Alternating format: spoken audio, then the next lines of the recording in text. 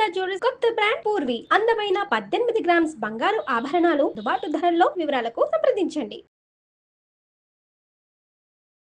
నమస్కారం.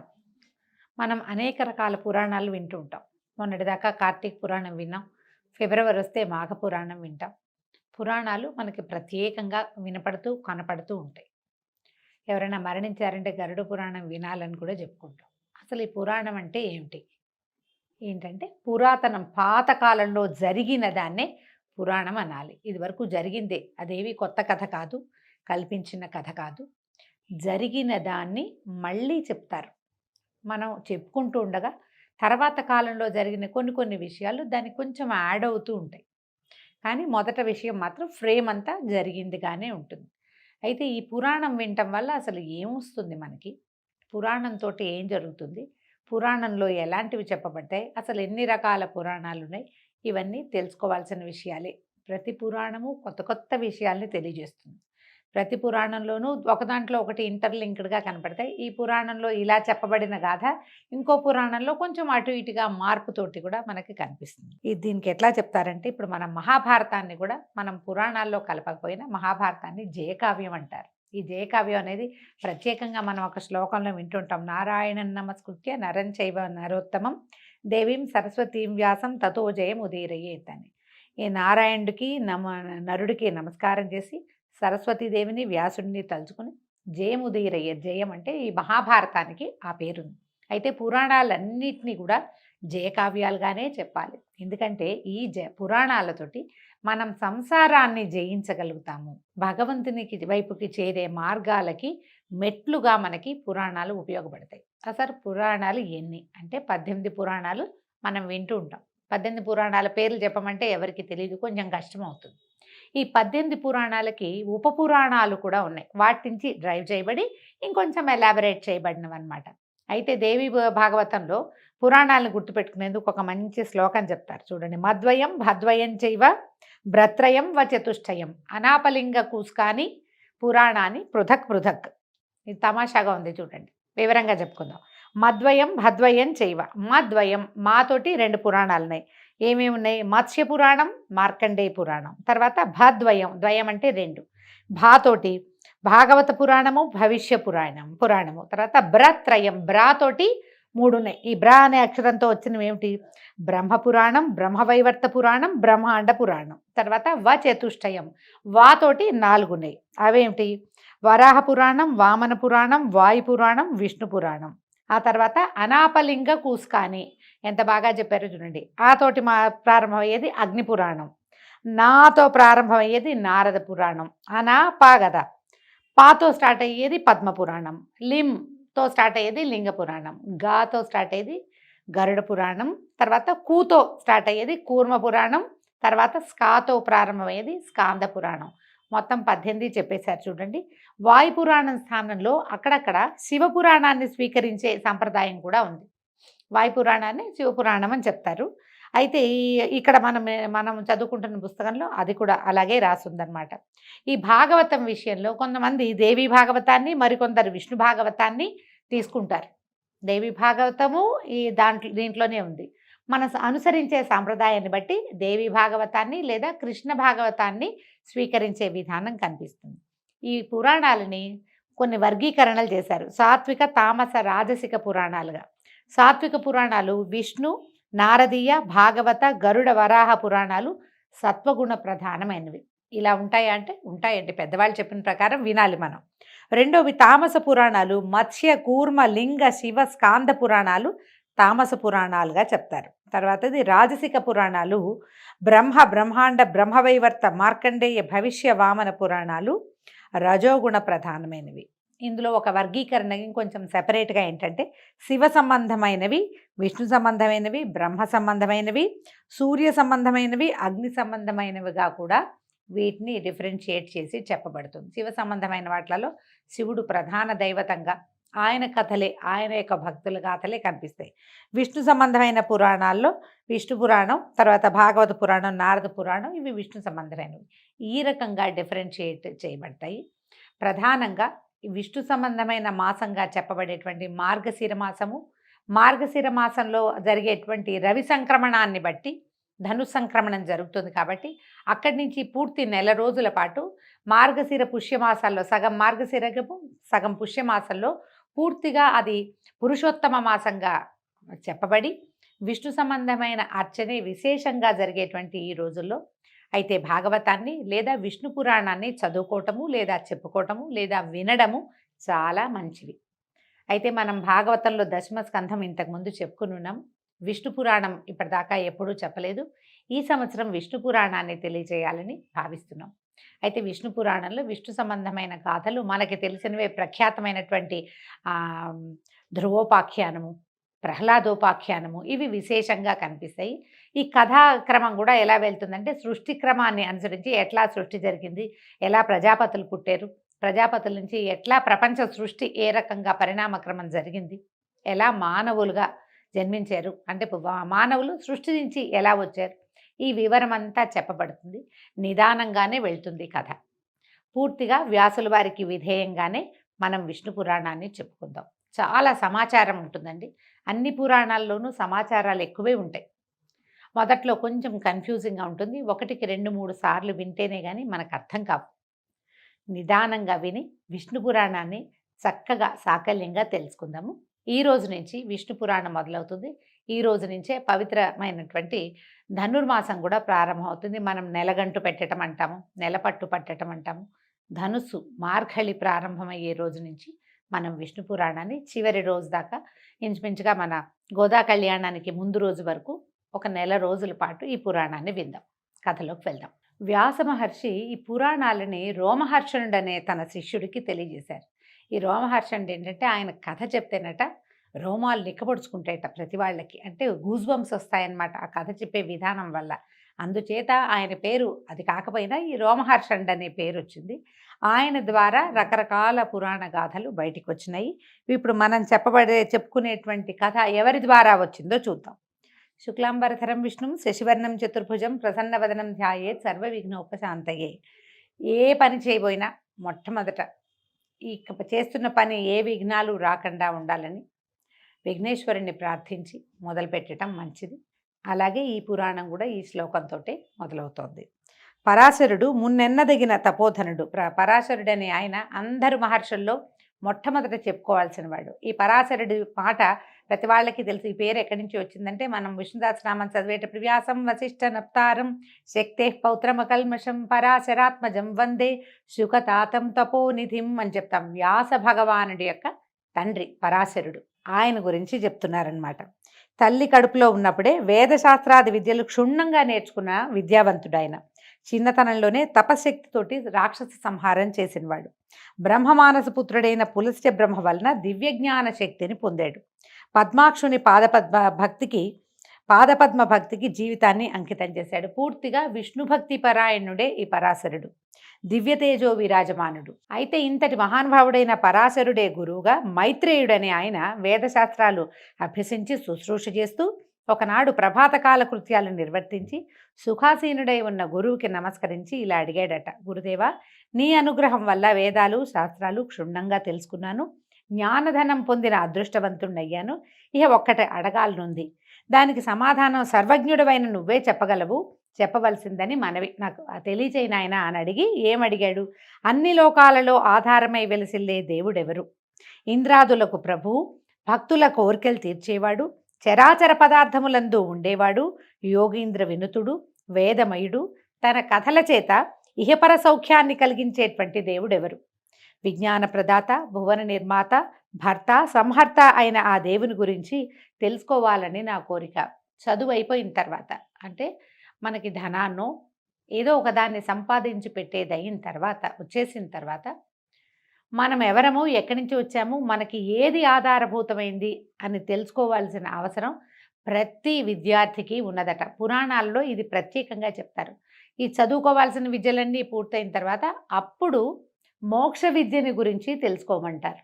ఇది విధానం అనమాట. లైన్ ప్రకారం వెళ్ళాలి. 1-2 ఒంట్లో వచ్చిన తర్వాతే కదా కూడికలు హెచ్చవేతలు చెప్పేది. అందుకని ఈయన తనకి జ్ఞానం లభించవలసినంత లభించిన తర్వాత మోక్ష జ్ఞానాన్ని గురించి తెలుసుకోవటం కోసం ఎవరి వల్ల ఈ ప్రపంచం నడుస్తోంది, ఏ దేవుడి వల్ల అని ప్రశ్నించాడు. అలాగే ఇంకా అడుగుతున్నాడు, పృథివ్యాది భూత ప్రమాణాలు, సప్త సముద్ర విస్తారము, సప్తద్వీప వృత్తాంతము, సప్త కులపర్వతాల విషయము, సూర్యాది గ్రహతారక సంచారము, దేవాది చతుర్విధ భూత సృష్టి, చతుర్దశమన్వంతర వృత్తాంతము, 4 యుగాల ప్రమాణము, కల్ప విషయము, యుగధర్మాలు, దేవర్షుల చరిత్రలు, రాజవంశ చరిత్రలు, వేదశాఖ ప్రమాణాలు, బ్రాహ్మణాది వర్ణధర్మాలు, బ్రహ్మచర్యము మొదలైనటువంటి 4 ఆశ్రమాల పద్ధతి వినాలని ఉన్నది, సెలవియవలసిందని మనవి అని అడగగా పరాశరుడు పరమానంద హృదయుడై ఇలా చెప్పాడు. ఏ గురువుకైనా శిష్యులకి తెలుసుకోవాలన్న ఆసక్తి ఉంటే గురువులకి పరమానందంగానే ఉంటుంది. తనకు తెలిసిన ప్రతి విషయాన్ని తన విద్యార్థికి, తన శిష్యుడికి తెలియజేయాలని ప్రతి గురువు భావిస్తాడట. అందుకని ఆయన ఏం చెప్తున్నాడు, మైత్రేయ చాలా మంచి విషయం అడిగావు, నాకు ఇదంతా తెలుసు, నీకు వివరంగా చెప్తానన్నాడు. పరాశరుల వారు సెలవిస్తున్నారు. ఆయన చెప్తున్నారు, మా చిన్ననాడు ఒకప్పుడు పులస్త్య బ్రహ్మ వచ్చి నన్నెంతో ఆదరంగా చూసి నువ్వు పురాణకర్తవవుతావు అని వరం ఇచ్చి వెళ్ళిపోయాడు. ఆ వరప్రభావం వల్ల పౌరాణిక విషయమంతా నాకు స్వాధీనమైంది. దానిని వివరిస్తాను విను అనగా మైత్రేయుడు అన్నాడు, ఆచార్య, పురాణకర్తగా నిన్ను పులస్త్యుడు అనటానికి కారణం ఏమిటి అని అడిగితే ఇలా చెప్తున్నారు. పూర్వము విశ్వామిత్రుడు పగబట్టి మా తాత కొడుకులను 9 దారుణంగా చంపించాడు రాక్షసుల చేత. పరాశరుని యొక్క తన తాత కొడుకు తండ్రులని, నాన్నల్ని, బాబాయిల్ని చంపించాడు. మా తండ్రి శక్తి వారితోనే మరణించాడు. ఇప్పుడు వ్యాసం వశిష్ఠ నప్తారని చెప్పుకున్నాం. శక్తే పౌత్రమ కల్మషం అని. శక్తి యొక్క పౌత్రుడు వ్యాసుడు, అంటే వశిష్ఠుని యొక్క కుమారుడు శక్తి.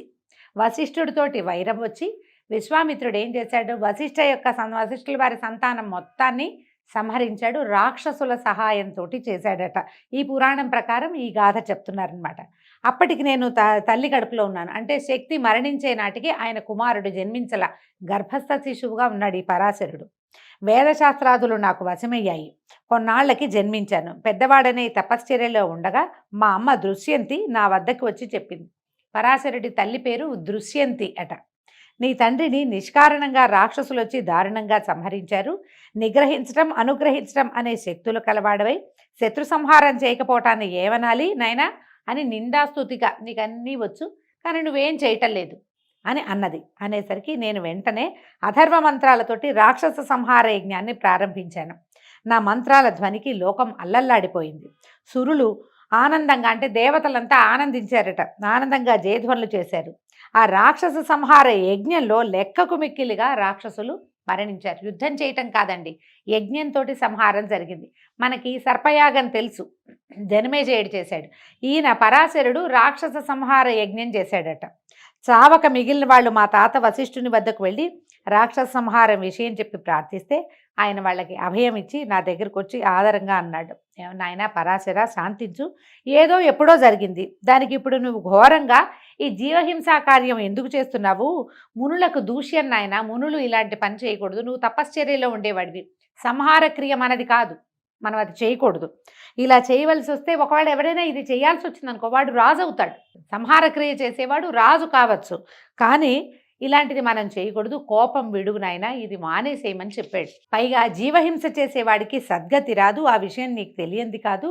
పైగా నా కుమారులందరూ సంహరింపబడ్డప్పుడు నేను ఈ రాక్షస సంహార యజ్ఞం నేను చేయలేనా? ఆ రోజు నేను చేయగలిగేవాడిని. కన్న తండ్రిని అయ్యుండి కూడా నేను చూస్తూ ఊరుకున్నాను.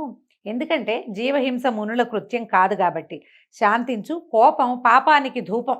పాపం పెరగటం దేనివల్ల పెరుగుతుందంటే కోపం వల్ల. మనం చూడండి, మామూలుగా కూడా మన కోపం వస్తే ఎంత మాట పడితే అంత మాట అంటాం, మన పాపం పెరిగిపోతుంది. కోపంలో చాలా దుష్కృత్యాలు, అకృత్యాలు చేయకూడనివి చేస్తాము, అనకూడనివి అంటాము. అందుకని కోపం ఎప్పుడూ పాపానికి ధూపము, అది చేయకూడదు. ముక్తిని, స్వర్గాన్ని సంపాదించిన తపశక్తిని, పుణ్యాన్ని, యశస్సుని, ధర్మాన్ని పోగొడుతుంది. ఇదేం చేస్తుంది? ముక్తిని పోగొడుతుంది, కోపం స్వర్గాన్ని పోగొట్టేస్తుంది, సంపాదించిన తపశక్తిని పోగొడుతుంది. పుణ్యము, యశస్సు, ధర్మము అన్నీ అతి కోపం వల్ల పోతాయి. కోపిష్టితనం పనికిరాదు ఎవరికైనా. ఇక వారి వారి కర్మఫలం కష్ట సుఖాలను కలిగిస్తుంది. దానికోసం చింత, సంతోషము పొందకూడదు. చూడు, ఏ తప్పు చేయని రాక్షసులు వచ్చి అభయం కోరుతూ ఏడుస్తున్నారు, వాళ్ళని రక్షించమన్నాడు. అంటే ఏ రాక్షసులైతే వశిష్ఠపుత్ర సంహారం చేశారో వాళ్ళు పోయారు. వాళ్ళు కాకుండా అమాయకులైన వాళ్ళు కూడా ఆ యజ్ఞంలో పడి చచ్చిపోయారు. మా తప్పేమీ లేదు, మా తాతలు చేసిన దానికి మేము శిక్ష అనుభవిస్తున్నామని వాళ్ళు దుఃఖిస్తున్నారు అని చెప్పి చాలా బోధించేసరికి మా తాత బోధ విని నేను ఈ రాక్షస మారణ హోమాన్ని ముగించేశాను, ఇక మానేశాను. అప్పుడు పులస్త్య బ్రహ్మ మా ఆశ్రమానికి వచ్చి మా తాత చేత సత్కారం పొంది కూర్చుని నన్ను చూసి ఆనందించి వాసిష్ఠ అన్నాడంటే వశిష్ఠుని యొక్క మనవడైనటువంటి ఓ పరాశర, నువ్వు శాంతమూర్తి అయ్యావు, నీకు ఏదైనా ఒక కోరిక అడుగు, నువ్వు అడిగింది నేను తీరుస్తానన్నాడు. అయితే నేను ఆయన పాదాలకు నమస్కరించి జ్ఞానము, మధురమైన వాక్కు, ప్రతిభ, పాండిత్యము, పురాణ ప్రావీణ్యము కావాలి, ప్రసాదించమని ప్రార్థించాను. ఆయన తథాస్తు అన్నాడు. పులస్త్యుని వాక్కు నీ కోరికని సఫలం చేయగా కానీ మా తాత కూడా వరం ఇచ్చినట్టుగా ఆశీర్వదించాడు. ఎవరైనా మహానుభావులు పెద్దవాళ్ళకి దండం పెట్టి ఇల్లు కావాలి వాకిలు కావాలి అని అడగకూడదు, జ్ఞానం కావాలని కోరుకోవాలట. అది చెప్తున్నారు చూడండి.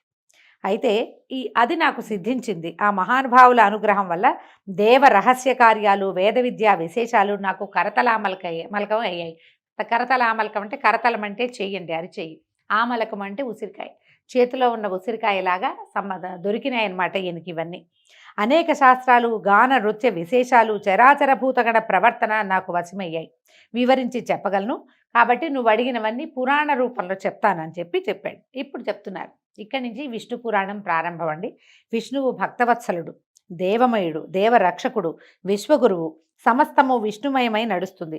ఆ దేవునికి సంబంధించి విష్ణు పురాణంగా చెప్తాను విను. ఇది వేద సమానంగా భావించు, శ్రద్ధగా వినమన్నారు. విష్ణు పురాణం వేదాలలో వేదము, శాస్త్రాలలో శాస్త్రము, జ్యోతిష్యంలో జ్యోతిష్యము, నీతి శాస్త్రాలలో నీతి శాస్త్రము, పురాణాలలో పురాణము, ఇతిహాసాలలో ఇతిహాసము, యోగ విద్యలలో యోగ విద్య, కావ్యాలలో కావ్యము, సకల లోక విజయము, సకల జన మనోరంజనము కూడా. పరమాత్ముడైన విష్ణుని చరిత్ర కలిగిన పురాణ సంహిత అది. మునుపు బ్రహ్మదేవుడు దాన్ని స్వకీయ బుద్ధి విశేషంతో దక్ష ప్రజాపతికి చెప్పాడు. ఆయన పురుకుచ్చుడనే రాజుకు చెప్పగా ఆ రాజు సారస్వతునకు చెప్పాడు. అతని ముఖతః నేను విన్నది విన్నట్టుగా నీకు చెప్తాను. ఏ పురాణమైనా 4-5 చెవులకి మారితే కానీ చివరికి చేరదండి. మనం చదివే ప్రతి పురాణము ఒక ముగ్గురు కనీసం 3 ముఖాల నుంచి 3 చెవులకి చేరిన తర్వాతే మన దగ్గరకు వస్తుంది.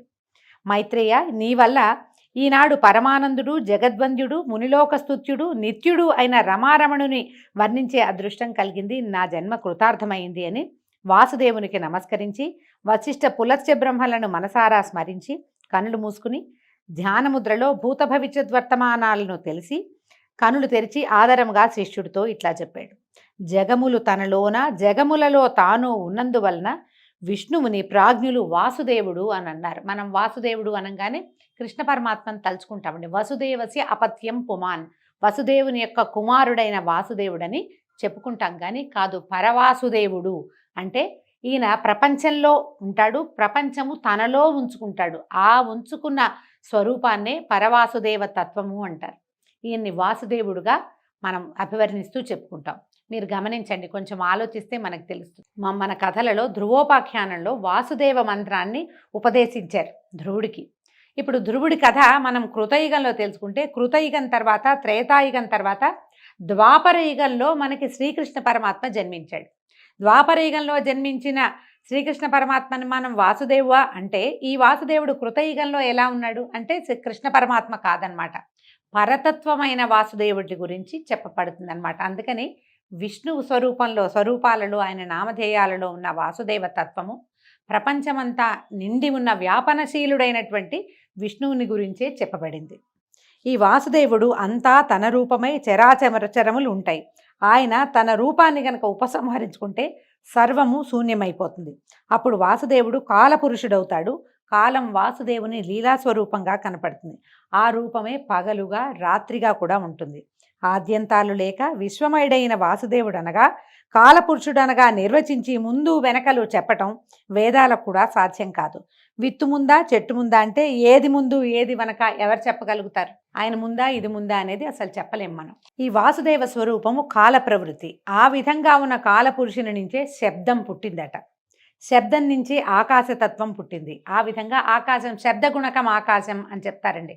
ఈ శబ్దం నుంచే ఆకాశం పుట్టిందట. ఆ శబ్దానికి స్పర్శ తన్మాత్ర గుణం. దాంట్లో ఒక లోపలి గుణం ఏంటంటే స్పర్శట. ఆ స్పర్శ గుణం వల్ల వాయుతత్వము, వాయువు యొక్క రూపం ఏంటంటే దాని తన్మాత్ర గుణం. అందులో ఉన్నటువంటి లోపల గుణమేమో అగ్ని. ఆ రూపం వల్ల దానికి రూపమే దాని యొక్క తన్మాత్ర. ఆ రూపం వల్ల అగ్నితత్వం పుట్టింది. అగ్నికి రసము తన్మాత్ర గుణం, ఆ రసం వల్ల జలతత్వం పుట్టింది. జలమునకు గంధం తన్మాత్రం అంటే లోపలి గుణం అన్నమాట. ఆ గంధం వల్లే పృథ్వీతత్వం పుట్టింది. ఇప్పుడు పృథివీ ఎక్కడి నుంచి పుట్టిందంటే లైన్ పైదాకా వెళ్ళాలండి. ఆకాశం నుంచి వరుసగా 5 గుణాలు పుట్టుకుంటూ వచ్చినాయి. ఒక దాంట్లో నుంచి ఒకటి చొప్పున పుట్టినాయి అన్నమాట. ఇవన్నీ కూడా ఈ పంచభూతాలు తమలోని శబ్దగుణాలు ప్రవర్తించగా వ్యాపించి విశ్వమయమై భావించటమే విష్ణు భక్తిగా భావించు. విష్ణువు ఎక్కడున్నాడంటే ఆయనలోంచి పుట్టిన, అందులోంచి పుట్టిన, అందులోంచి పుట్టిన ఈ 5 గుణాలు అన్నిట్లలోనూ కూడా పృథివ్యప్తేజో వాయురాకాశాది పంచభూతాలలో కూడా విష్ణువు వ్యాపనశీలుడుగా ఉన్నాడు. ప్రపంచంలో ఆయన లేని చోటే లేదు. ప్రహ్లాద తత్వంలో ఇది మనకి కనపడుతుంది. అతను చెప్తాడు, ఇందుగలడు అందు లేడని సందేహము వలదు చక్రి సర్వోపగతుండు అని. ప్రతి చోట ఉన్నాడు ఆయన. ఎందుకున్నాడంటే ఆయనలోంచే ఇవన్నీ పుట్టుకుంటూ వచ్చాయి కాబట్టి. పృథివ్యప్తేజో వాయు ఆకాశములనే పంచభూతాలు, శబ్ద స్పర్శ రూప రసగంధ పంచకము, త్వక్చక్షు శ్రోత జిహ్వా ఆఘ్రాణములు అనేటువంటి బుద్ధీంద్రియాలు 5, వాక్పాణిపాద పాయూపస్థలనే కర్మేంద్రియాలు 5, మనోబుద్ధి అహంకారాలతో రాజసిక తామసిక సాత్విక గుణాతిశయంతో ప్రజా సృష్టి విస్తరిల్లింది. ఇవన్నీ కూడా మన శరీర అవయవాల సంగతి చెప్తున్నారండి. చూద్దాం, నిదానంగా చెప్పుకుందాం.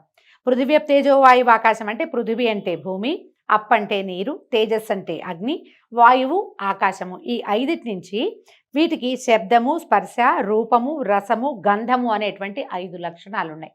వాటిలోంచి త్వక్ చర్మము, చక్షు అంటే కన్ను, శ్రోత అంటే చెవి, జిహ్వ అంటే నాలుక, ఘ్రాణము అంటే వాసన పీల్చే గుణం, నాసికా గుణం. ఇవి బుద్ధీంద్రియాలు 5. తర్వాత వాకు పాణి పాయు ఉపస్థ, వాకు మాట్లాడే గుణము, పాణి పాదములు చేతులు కాళ్ళు, పాయువు ఉపస్థ మన తాలూకు అంతరింద్రియాలు అంటే ఏమైనా విసర్జక అవయవాలు, అవి కర్మేంద్రియాలు 5. మనసు బుద్ధి అహంకారము మొదలైనటువంటి ఇవి. తర్వాత ఈ సాత్వికము రాజస తామసిక సాత్విక గుణాతిశయాలతోటి ప్రపంచం విస్తరిల్లింది.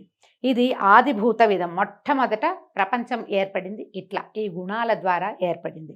ప్రపంచం అంటే ఒక దేహం అనుకుంటే ఆ దేహధారి లక్ష్మీ వసుధారమండైనటువంటి కేశవుడు. ప్రపంచమంతా విష్ణు స్వరూపమేనని చెప్తున్నారు. కాబట్టి ఆ ప్రభువువి కానివి ఏవీ లేవు. చరాచర స్థితులన్నీ లక్ష్మీపతి లీలలుగానే గ్రహించాలి. ఈ విధంగా శ్రీపతి విశ్వమంతా తానే అయి వాసుదేవుడుగా అయ్యాడు. ఇక బ్రహ్మాండ సృష్టి గురించి చెప్తున్నారు. పరమాత్ముడు పంచభూతమయుడు బ్రహ్మణ్యుడు తానే అయి హరినారాయణుడై పాలకడలిలో శేషసాయిగా ఉన్నప్పుడు అతని రాజస ప్రవృత్తి సృష్టిక్రియను సాగించింది. ఒక నీటి బుడగను పోలి అండం ఒకటి ఉద్భవించింది. ఇప్పుడు చూడండి, మన సృష్టి కూడా అండంతోటే, ఫిమేల్ ఎగ్గుతోటే మన సృష్టి కూడా వస్తుంది. ఈ మొదట ఒక అండం వల్లాంటి ఒక స్వరూపంతో సృష్టి మొదలైందట. క్రమంగా అది గాఢాంధకారంలో పెరిగింది ఆ పుట్టిన అండం. అయితే ఈ అండం మీద గాఢాంధకారం పెరిగిపోయి జలము, అగ్ని, వాయువు, ఆకాశాలు దాని పైభాగంలో ఆవహించి ఉన్నాయట. ఈ 4 భూతాలు ఒక్కొక్కటి 5 సార్లు కలవగా ఆ అండం మరింతగా పెద్దదై ఉబికింది. ఆ అండంలోంచి ఆ నారాయణుని రాజసమూర్తి అయి సృష్టికర్తగా బ్రహ్మ అనే ఒక దివ్యమూర్తి సంభవించాడు. ఆ బ్రహ్మ చరాచర సృష్టికర్త కాగా సాత్వికమూర్తిగా విష్ణువు పోషిస్తూ ఉండటం, తామసమూర్తిగా రుద్రుడుగా చరాచర ప్రళయం చేయటం జరుగుతూ ఉంది. ఇలాగా బ్రహ్మాండ ప్రళయాలు విష్ణులీలలుగా ఎన్నో జరిగాయి. అలాంటి నారాయణుని మహిమ ఆ చతుర్ముఖ బ్రహ్మ కూడా తెలిసి చెప్పలేడు అని చెప్పగా మైత్రేయుడు ఇలా అడుగుతున్నాడట, ఆచార్య, విష్ణువుని నిర్గుణుడని వేదాలు చెప్తాయి.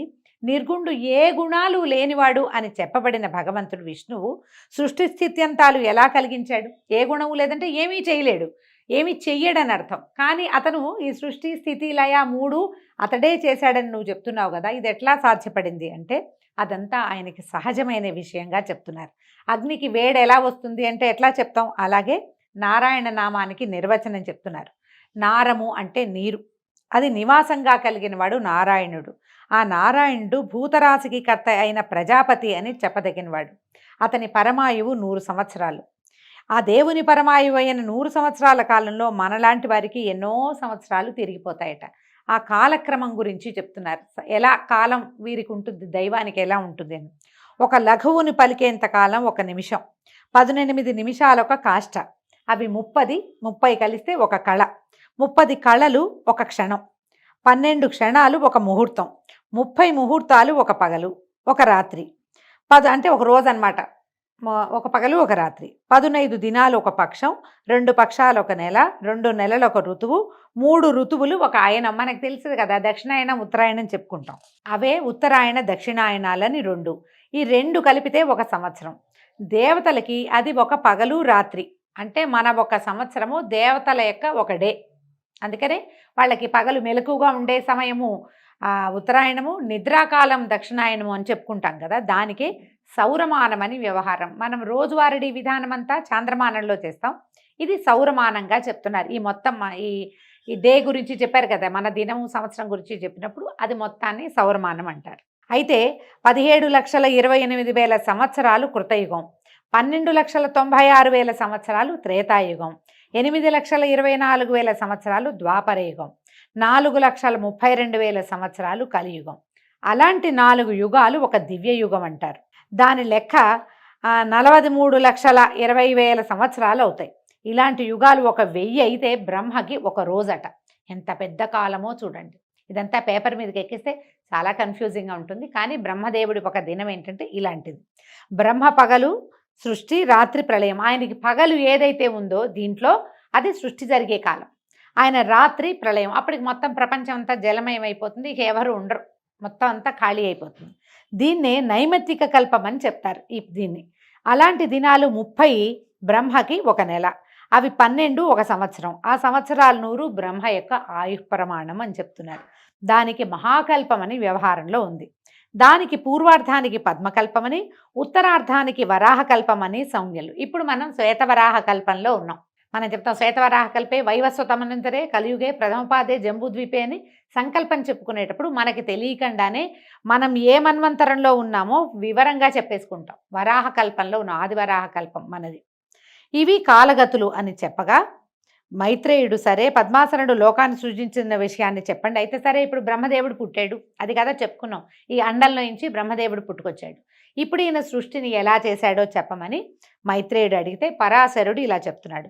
కడచిన కల్పం అంటే ముందు వెళ్ళిపోయిన కల్పం తాలూకు చివరి దశ యందు నిశియందలి రాత్రి నుంచి నారాయణ ధ్యానపరాయణుడై మేల్కొని బ్రహ్మ పరమశూన్యమైన లోకాన్ని చూసి, నారాయణ సాత్వికమూర్తే, నారాయణుడు సాత్వికమూర్తే, అంతకు ముందట మత్స్యకూర్మ అవతారాల్లాగా వరాహ రూపం ధరించి అగాధమైన సముద్రంలో మునిగిన భూమిని ఉద్ధరించే సంకల్పంతో సముద్రంలో ప్రవేశించి ఘర్ఘర ధ్వనితో ఉప్పొంగి దంశ్రాగ్రంతో అవలీలగా పూబంతిని ఎత్తినట్టు మీదకి ఎత్తాడు. ఇంత బాగా చెప్తే ఇదేమిటి అనిపిస్తుంది. అయితే ఏమైంది, భూమి అంతా మునిగిపోయింది. దానిని వరాహ స్వరూపంతో స్వామివారు విష్ణుమూర్తి పైకి లేవదీశాడట. ఆ సముద్రంలో మునిగిన నావను కర్ణధారుడు గట్టి మీదకి తెచ్చినట్టుగా పద్మదళం ఏదైనా పువ్వుని, ఒక తామరాకుని నీళ్ళలో ముంచితే అది అట్లా పైకి తేలొచ్చేస్తుంది. ఆ విధంగా భూమి సముద్రం మీదకి తేలగా నీరంతా పాతాళానికి చేరిందట. అలాగ భూమిని సముద్రం పైకి నిలిపి నలువైపులా కొండల నుంచి ఇక్కట్లు కలక్కండా, దానికి ఏ సమస్య రాకుండా ఆది కూర్మని శేషుణ్ణి కింద నుంచి భూమిని విశ్వమంతటా భద్రంగా ఉంచటానికి తన శక్తిని ప్రసరింపజేసిన మహానుభావుడు ఆ పద్మాక్షుడే. భగవంతుడైన విష్ణుమూర్తి ఏం చేశాడు, భూమిని సముద్రంలోంచి ఉద్ధరించి, నీళ్లలోంచి ఉద్ధరించి పైకి పెట్టి తనకి కాపలాగా కొన్ని పర్వతాలని కాపలా ఉంచి మునిగిపోకుండా, అందుకని పర్వతాలని, కొండలని భూభరాలంటారు, భూమిని మోస్తాయట. అక్కడి నుంచి ఆదివరాహాన్ని కూడా కింద నుంచి ఉంచి 1000 పడగలు ఉన్నటువంటి ఆదిశేషుడిని కూడా తన భూమికి కాపలాగా తన పడగల మీద ఆనుకుని ఉండేలాగా ఏర్పరిచినటువంటి ఆ పరమశక్తి ఈ పద్మాక్షుడే, వాసుదేవుడే అని చెప్తున్నారు. ఈ విధంగా భూమిని ఎట్లా ఉద్ధరించారు, ఎట్లా బ్రహ్మదేవుడి సృష్టి ప్రారంభమవుతుందో ఈ తొలి భాగంలోనే మనం తెలుసుకున్నామండి. రేపు ఉదయం 2వ భాగంలో బ్రహ్మ సృష్టి ఎలా ప్రారంభమైంది, ప్రజాపతులు ఎలా జన్మించారు, వారి సంతానం ఏ విధంగా మన వరకు ఈ కథ ఎలా నడిచిందో రేపటి భాగంలో తెలుసుకుందాం. నమస్కారం.